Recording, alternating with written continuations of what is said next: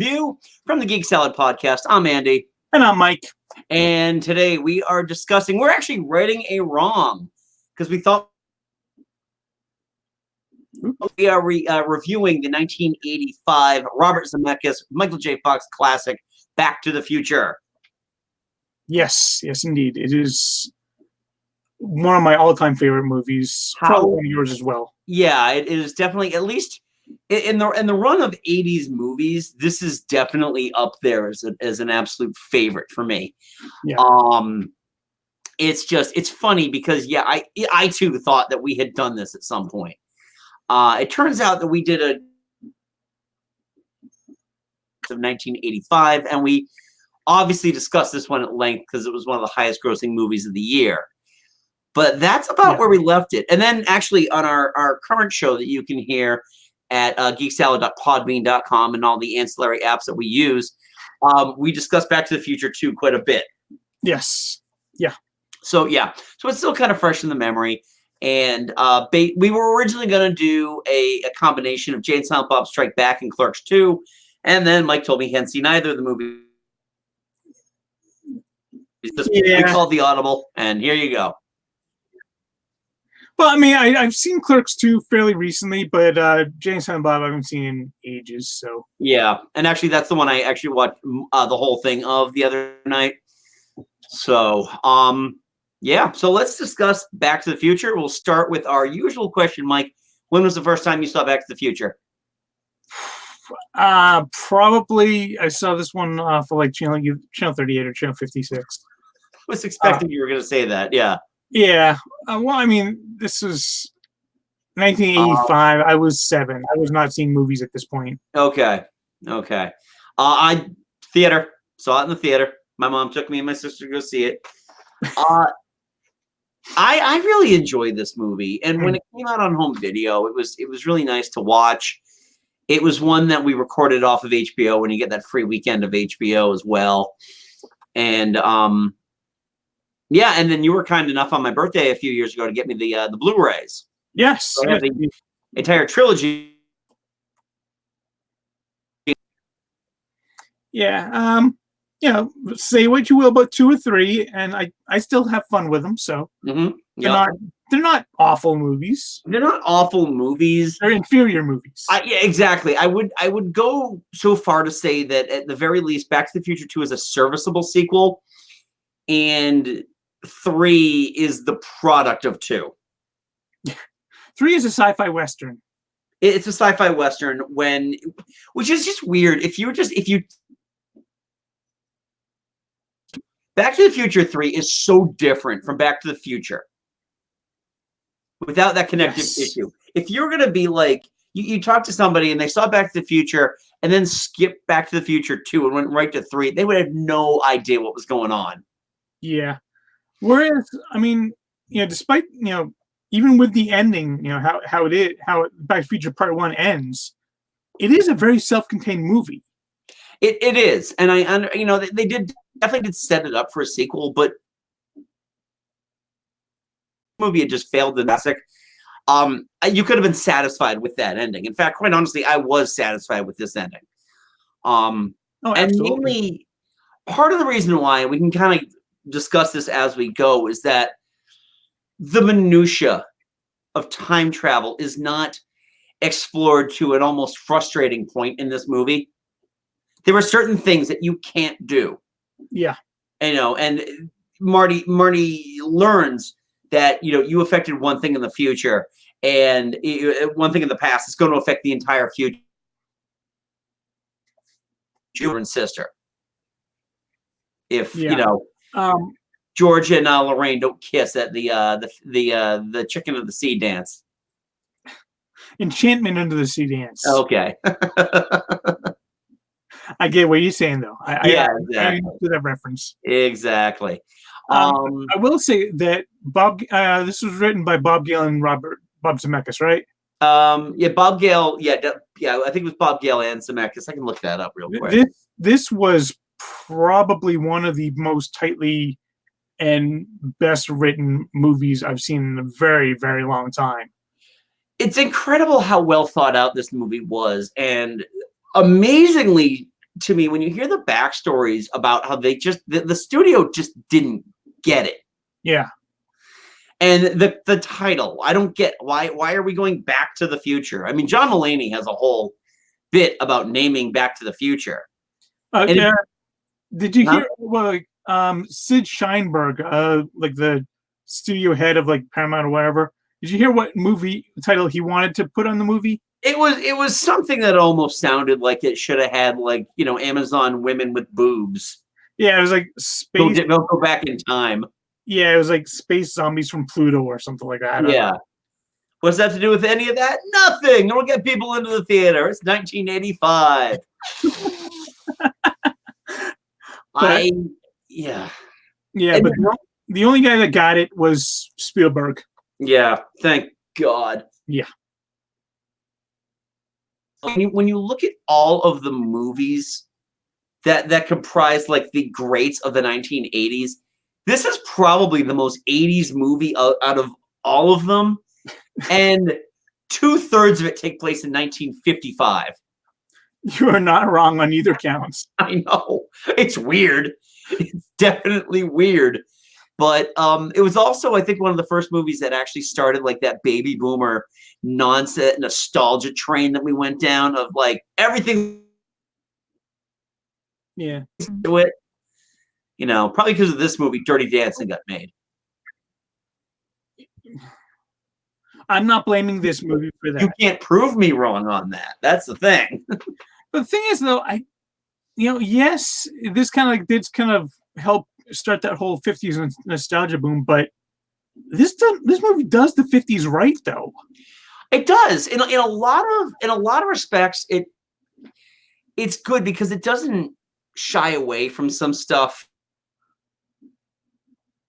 For racism in this movie, you know, between, you know, Goldie Wilson saying he's going to be mayor, and then Biff's thugs.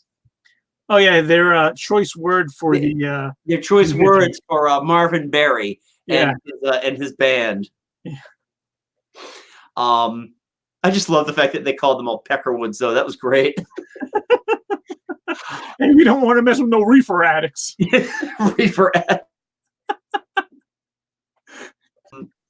But the funny thing about this movie that really took me by surprise is just how out of character I found Michael J. Fox to be in this movie compared to essentially, I had just known him as Alex P. Keaton for like the last 3 years. Yeah. And this is a very un-Alex P. Keaton-like character. I think the only time he ever got like that vibe of APK, if you will, is when he kind of merges his nerd references when he's trying to frighten George.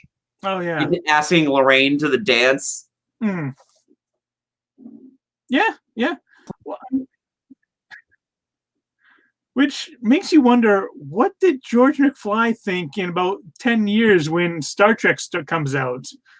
And then in 10 years when Star Wars comes out. Exactly. And you know what the funniest part would have been? Because, you know, it took him 30 years to get that book written. Yeah. The massive amounts of, like, writer's frustration he must have had when he started sketching this thing out, you know, in the 1950s. He's like, I can't look at somebody else took it already. What am I going to do? I'm a fraud, Lorraine. And then, you know, like 10 years later, he's still sketching it like, Darth Vader! Oh! To be fair, they say that was his first novel. So he's probably done like some short stories and like articles and magazine things. I would honestly love if someone could just write some fan fiction where George McFly is essentially L. Ron Hubbard, where he wrote, like, he's got this amazing body of work, but it's all awful.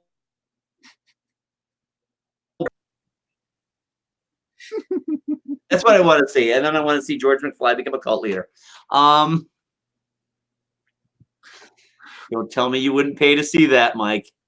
It would be a very, very different movie than what I would be expecting from a Back to the Future spinoff. True. But anyway, back to the future. I really enjoy a lot about this movie. I love how you're introduced to Marty. I love meet Doc Brown. Mm. With the, just that tracking shot at the beginning with the credits, or they're just showing like all the newspaper articles and the old Brown mansions destroyed, and then the dog food thing, which always just makes me sick to my stomach when I see all that, like just dog food just in that bowl rotting there, for lack of a better term. And then Marty, you're introduced to Marty, and the first thing he does is and this itty bitty little guitar. I don't know if it escaped you how tiny that little guitar was. I don't usually judge the size of guitars. Well, it's one of those weird things because it's not the one he plays a few minutes later when he's auditioning for the show, for the dance. It's just this little tiny. I don't even know if it's like a practice guitar or whatever, but it had a really tiny body, but it was a full, it was a full 6-string guitar. Yeah, but really looked. We go back and just like, he's right about that one. That thing's idiot. It's adorable. Well, then I just gotta say, rock and roll. I do have to give a lot of credit to Bob Zemeckis for the directing on this movie, because he had to do a whole lot of the movie without Michael J. Fox, because Michael J. Fox had to spend like most of his days at Family Ties, and you only get a very, very small amount of time to do Back to the Future. He was kind of pulling that David Cassidy thing where he'd do, doing both in a day. He barely got any sleep. And the other thing too is that a lot of those scenes had to be reshot because Eric Stoltz was the original Marty McFly, and they fired him like 3 weeks in, 2 or 3 weeks in, and they had a substantial amount of stuff already filmed. It's not like they brought him in, they shot like 2 days worth, and then, all right, Eric, you're not working. We gotta cut you. Yeah. So yeah, I mean they had a hell of a time making this movie, but they really pulled out all the stops for it. They did a great job. Yeah. And then you're introduced to Jennifer, first Jennifer, and you're introduced to the McFly family. Lorraine is an overweight alcoholic. George is an absolute loser, is being bullied by his boss, Biff Tannen. Oh, Biff Tannen, one of the world's greatest movie bullies. Right, exactly. He's not even a villain. He's just simply a bully and throughout the entire stream of Back to the Future, there was a Tannen sitting in your pocket, burning a hole in it. Well, I would say that for most of this movie, he's just a dick of a bully. At the end, where he's trying to rape Lorraine, then he's a straight up villain there. Yeah, that is just that's one of those scenes that doesn't really resonate in terms of just how horrifying that is until you're an adult and you're like, wow. Yeah. And you're also introduced to Mark McClure, Jimmy Olsen, as his older brother. You're introduced to his sister, and it's just like Marty is the coolest kid in this family of he's got nowhere to go. There is no he really has no future. He's going to be stuck in this town forever. And not only that, but you can see like the seeds being planted where he's cool now, but in a few more years, he's probably going to be a loser too. Yeah, he's going to be like his dad. And it is really interesting thing too, especially you can also see too how much that George and Lorraine just have fallen out of love. Yeah. And it's just not, it just isn't working, and it's just they're too old to divorce. They're just going through the motions at this point. Exactly. The funny thing, if you really want to think about that right now, they are both my age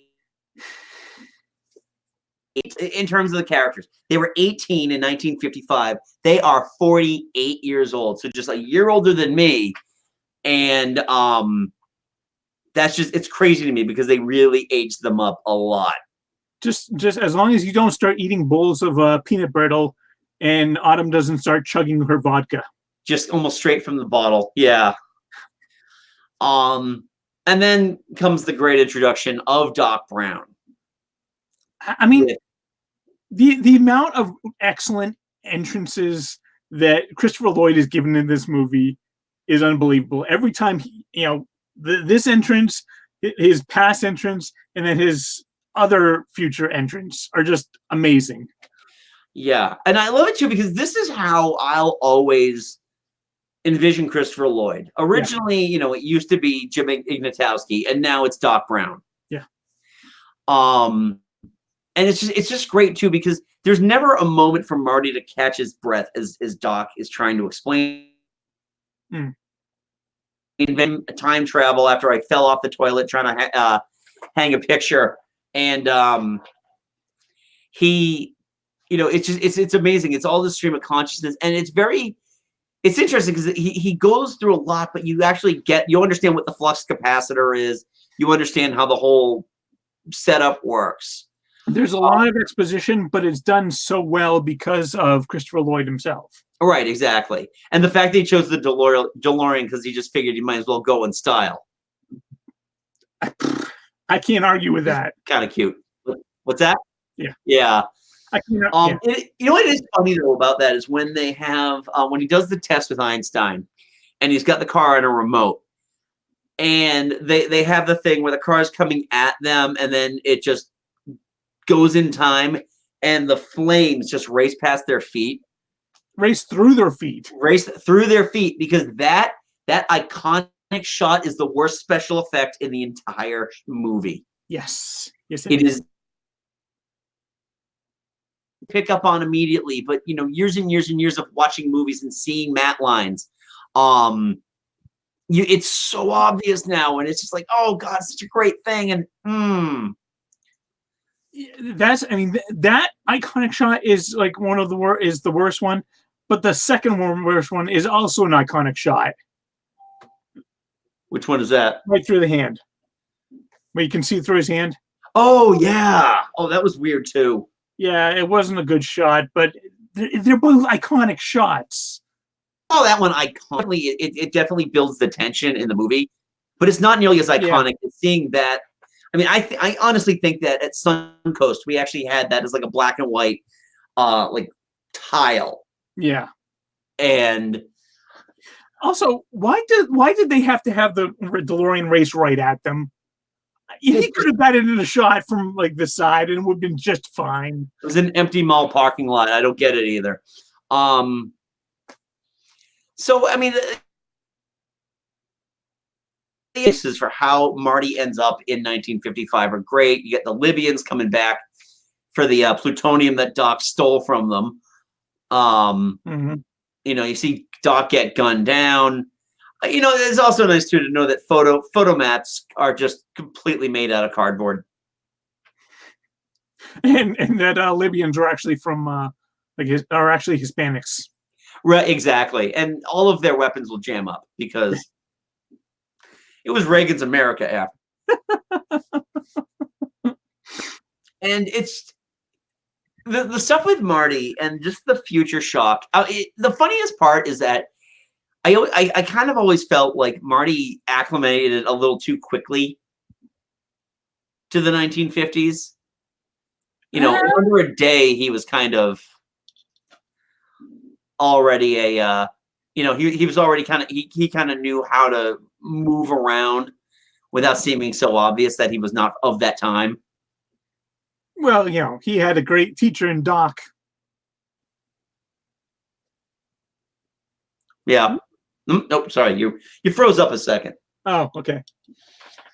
I'm sorry. Could you repeat that, please? I was saying that he had a great teacher in Doc. That's true. He did. What's funny is that he goes to the diner. There's that great bit about the Pepsi free. Oh yeah. The used to be a thing. And then the fact that the only thing you had is black coffee. What's that? When was the last time you've had a tab? Oh Jesus. It's been a while. It has been a long while since I drank Tab. It's such a great thing though. It's like, just give me something without sugar, and he just gets a cup of black coffee. Yeah. The stuff with Lorraine's family. Yeah. Well, didn't he like when after he hit Marty, didn't he say another one of those damn kids jumped out of my car? How many kids does he hit in a day? I don't know. Well, that's just the weird thing is that branch on that tree is a perfect peeping Tom area. Mm-hmm. And the fact that Lorraine is essentially just getting undressed in front of an open window all the time. I don't want to victim blame or anything like that, but if you're gonna get changed, close the blinds. I don't have any trees directly in front of my bedroom window on the second floor, but I always pull the blinds down. I don't want anyone seeing me. So yeah, exactly, because someone else might hit somebody, and then it's gonna ruin their future. So the stuff with that was also funny too, because you're reminded about a lot of fun stuff that just make for like great little one-off jokes that don't ever come back, which I like. The bit about Marty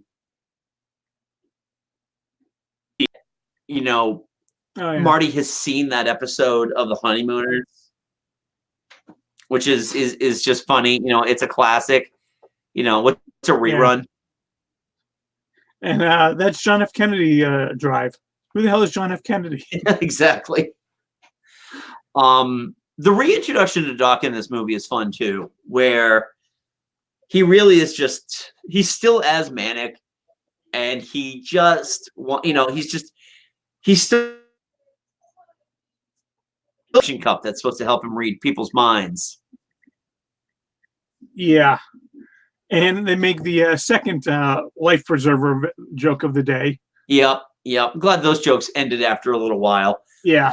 But the best part about that is when he's answering the questions about 1985. Who's the president in 1985? Ronald Reagan, the actor. And then he goes off on a tangent about who's vice president, Jerry Lewis. And it's great that Christopher Lloyd does when that caps off with that farewell, future boy. Yeah, but then as soon as the look on his face when Marty's actually showing him the flux capacitor, he realizes he's going to succeed. That just pure joy. It was just wonderful to behold. Yeah. And then that just kind of starts the act 2 rolling with, George, with the stuff with Biff, especially because Biff is really handsy with Lorraine throughout the entire movie. And there are legitimate times in this movie where Biff is going to kill Marty. Oh, yeah. When he's trying to run him down? Yeah. That is legit. I mean, he is playing for keeps. Yeah, if Marty hadn't done what he did, he'd be at the very least in the hospital for a good many months. Horribly. And I know I said this before, because I definitely said this when we discussed Gremlins last year. Man, once you know that town square is the same one as in Gremlins, you can't unsee that. You really you can't unsee that.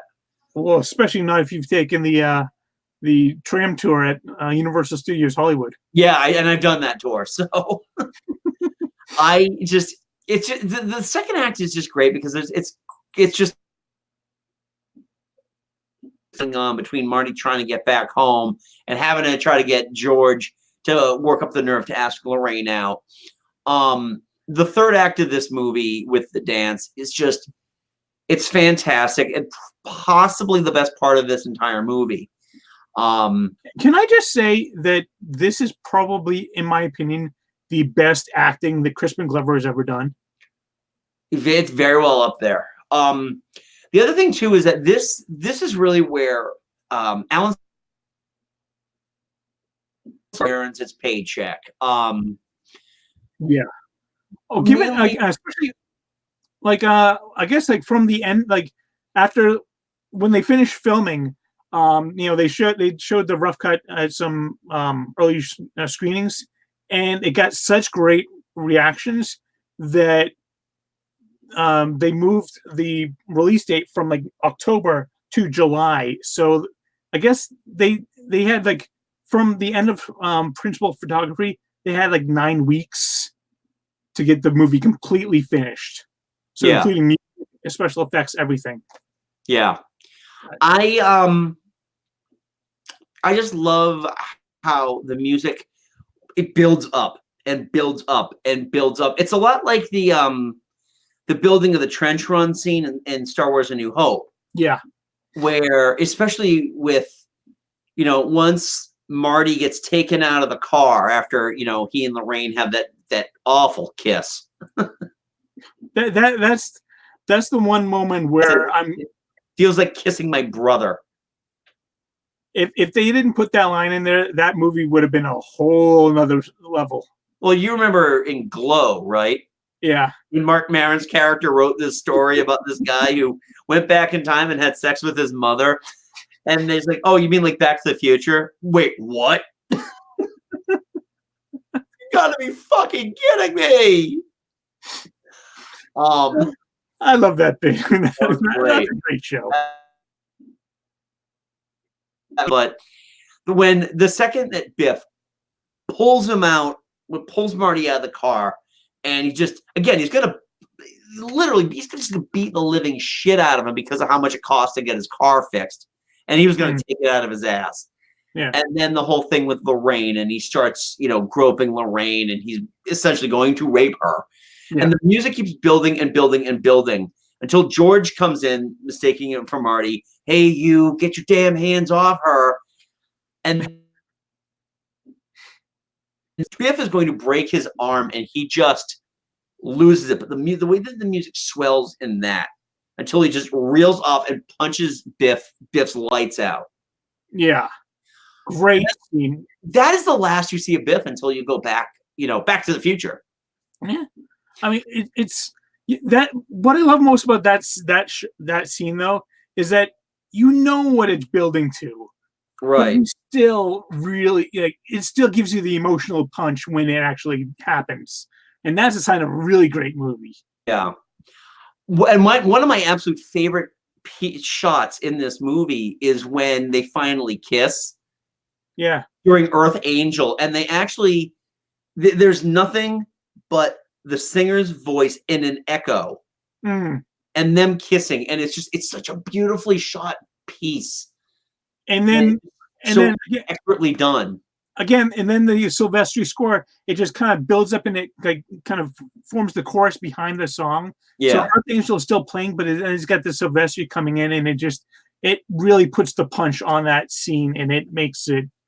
It's the reason why I can't listen to Earth Angel to this day without wanting to watch the movie. Right. Yeah, that's a very good point. And that brings us to probably the one scene, or the one thing in this movie that I understand why it's there, and I derive a little bit of enjoyment for it, but quite honestly could have done without given the passage of time, and that is the bad lip.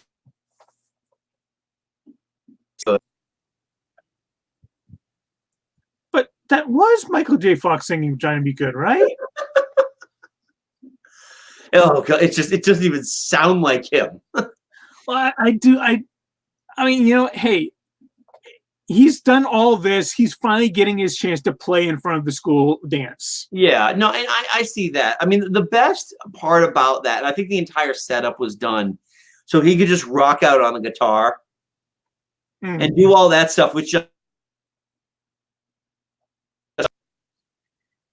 he's like shredding on the guitar, and he's doing the stuff behind his back, and he's doing the slides and all that. He's actually doing like the Pete Townsend windmill as well. Yeah. And, just like I said, with it being a Robert Zemeckis movie, a white man can technically be credited for inventing the sound of rock and roll, and then a black man steals it from him. I have issues with that whole time thing because he first heard the music from Marvin Berry. Then he went back in time and played it for Marvin Berry, but Marvin Berry still played the original music in his timeline. You mean Chuck Berry? Yeah. Yeah, but Chuck Berry's just saying that Chuck Berry stole somebody else's sound.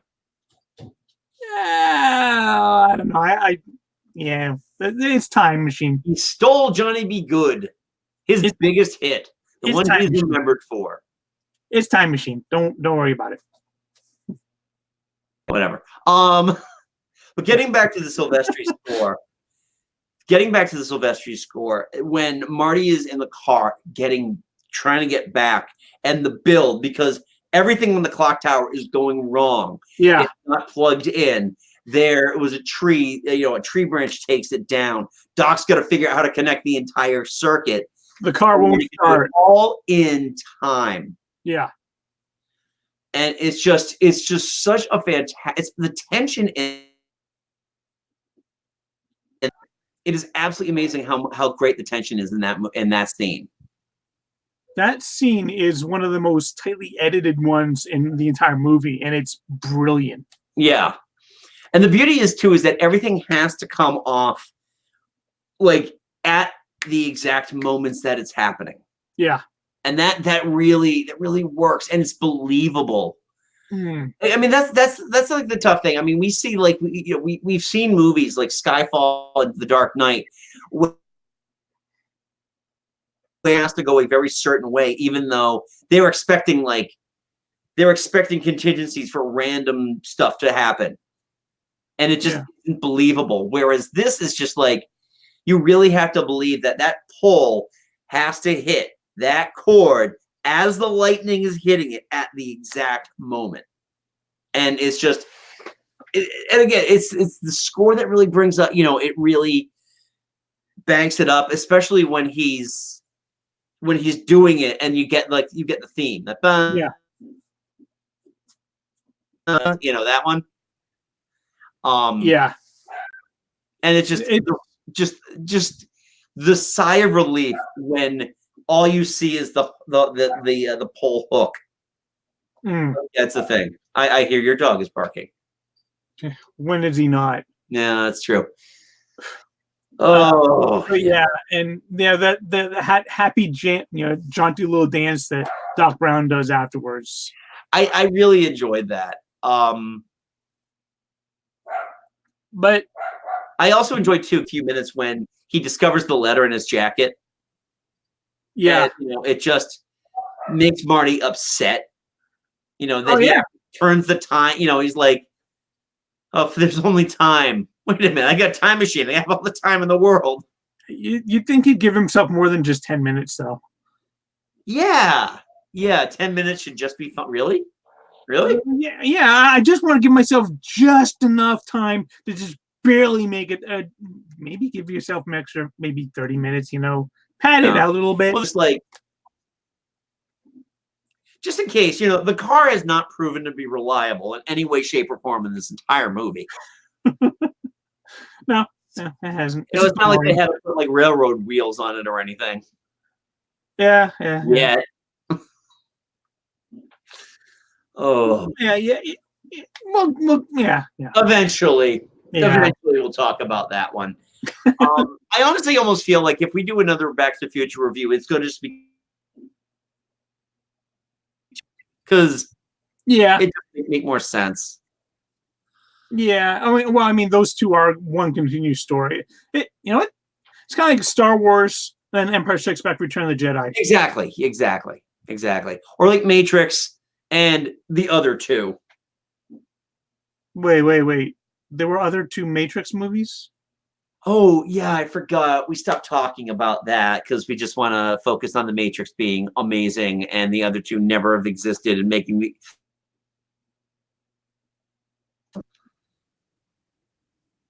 I mean, that'd be like saying there was a fourth Indiana Jones movie. Oh, yeah, that'd be awful, wouldn't it? Yeah, terrible. Yeah, it's a terrible idea. So Marty is back in 1985.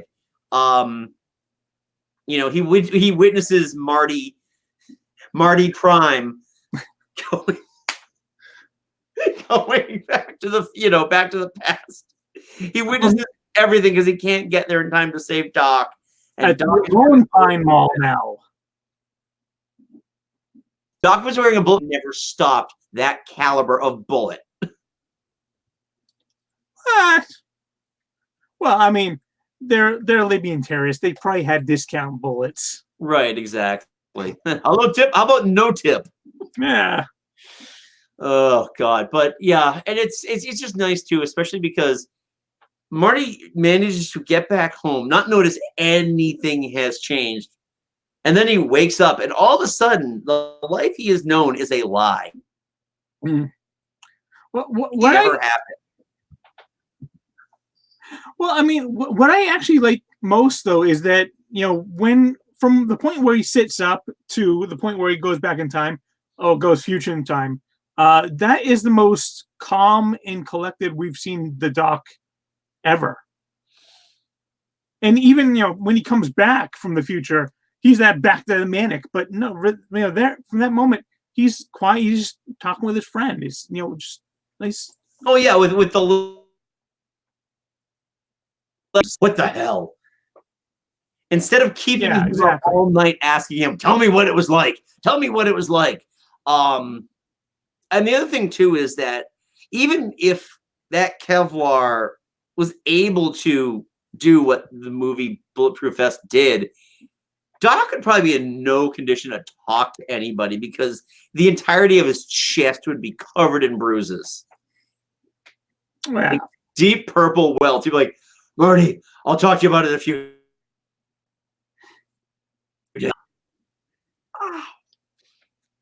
Come on, it's a movie Bulletproof Vest. Those things are a lot more powerful than any bulletproof vest in reality. Exactly. But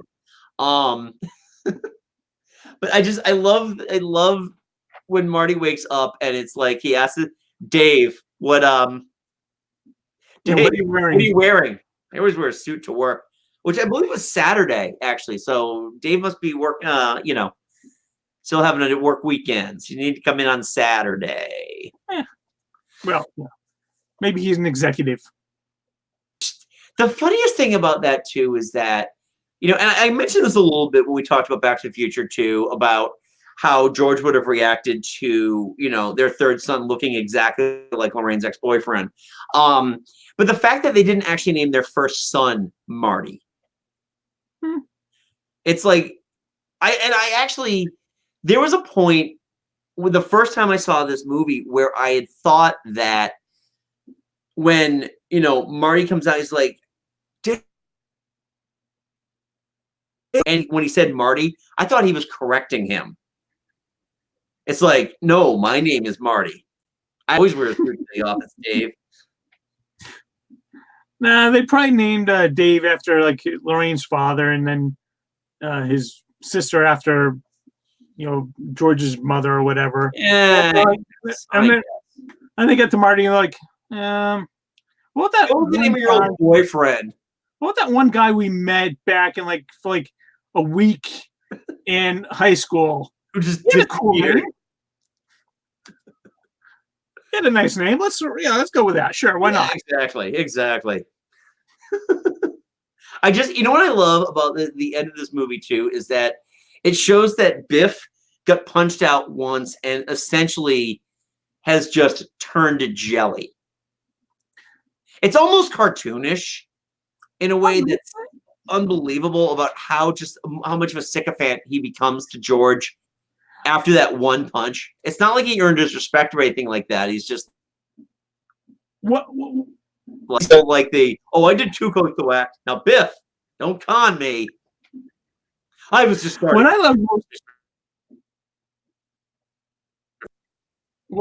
love most about that though is that it's kind of like Biff's life is a little bit on the better as well, because before he was just like he was George's supervisor at some weird ass business. Now he owns his own car detailing company. That is true. He does. So it actually I do also find it funny the fact that hey, isn't that the guy that made my life a living hell and almost raped you? Let's hire him to do our cars. Let's welcome him into our home. Yeah. But I guess I'd rather keep my eye on him than not know where he is. So. Yeah, that's true. That's true too. The Mr. McFly stuff is it's a little interesting, but I mean, yeah. On the whole, yeah. And then you have that great scene at the end where Marty, where Marty and Jennifer are going to take the new. Yeah. Doc comes back with a futurized car just to open up the potential for the sequel. And I think Mr. my favorite line in this entire movie is like, "Oh, it's not you. You and Jennifer are fine. It's your kids, Marty." Oh, no. And before that, Marty's like, "Why? What happened? We become assholes or something?" That's probably my favorite line in this entire movie. Well, I do love the fact that a lot of people seem to remember the fact that there was Back to the Future, to be continued. At first, and when it was first in theaters, it just said the end or whatever. I think. Yeah, I'm trying to remember. Actually, there's no way I'm going to remember that. It was 34 years ago. So, yeah. But all in all, I mean, this movie is just fantastic. This movie is you can't get sick of watching this movie because it's so well put together, and it's the Zemeckis. Favorite Robert Zemeckis movie? I mean, I might have to give that some more detailed thought, but I probably like this one more than Roger Rabbit. I mean, Roger Rabbit is close, but I mean, this one is it is so brilliantly written. It is so brilliantly acted. There's nothing not to like about this movie. Yeah.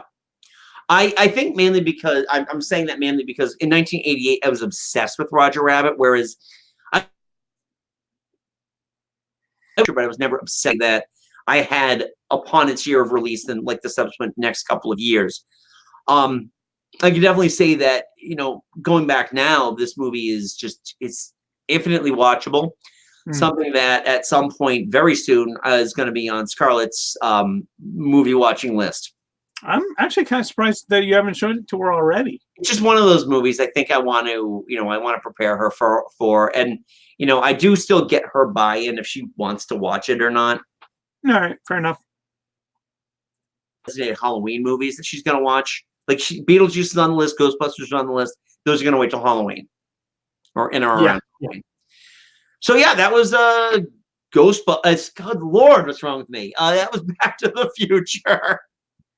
Do you have anything else to add, Mike, before I no. I love this movie. I really do. I love this movie too. So, what are your thoughts on Back to the Future? Do you love it? Do you just kind of like it? Do you have any thoughts or theories? Please leave a comment below. Keep it civil. Don't forget to give us a big thumbs up and subscribe to the channel. We do weekly video reviews pretty much every week except for next week. Next week I will be away on vacation, and then Mike will be away the following week. So for 2 weeks there will not be a retro movie review. So, which I think we wanted to originally do the 2 movies in one. Yeah, unless we can come up with some little one-off video that just one of us does or whatever. Right, exactly. Unless somebody else. But yeah, next week I will be away. Mike will be away the following week. So yeah. Anyway, Mike and I also host a podcast called Geek Salad. You can check us out at geeksalad.podbean.com. You can get the full archive at the Podbean app, but we are also available on Stitcher, Spotify, Apple Music or Apple Podcasts now, and Google Music, as well as here on YouTube. You can get the full video, the audio stream right here. If you just get all your stuff on YouTube, you can at Geek Salad Radio and follow us on Facebook at Geek Salad Podcast. And if you have an idea for any movie that you want us to talk about, email us at geeksaladradio@gmail.com. So until next time, I'm Andy. And I'm Mike. Go forth, be nerdful, and let's go back to the future. To the